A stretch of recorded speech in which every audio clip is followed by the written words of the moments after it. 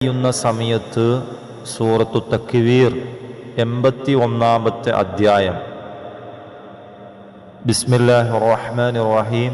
ഇദാ ശംസു കുവ്വിറത് എന്ന് തുടങ്ങുന്ന വളരെ ചെറിയ ആയത്ത് ഉൾക്കൊള്ളുന്ന, വെറും 29 ആയത്ത് മാത്രം ഉൾക്കൊള്ളുന്ന ചെറിയൊരു സൂറത്താണ് സൂറത്തു തക്വീർ.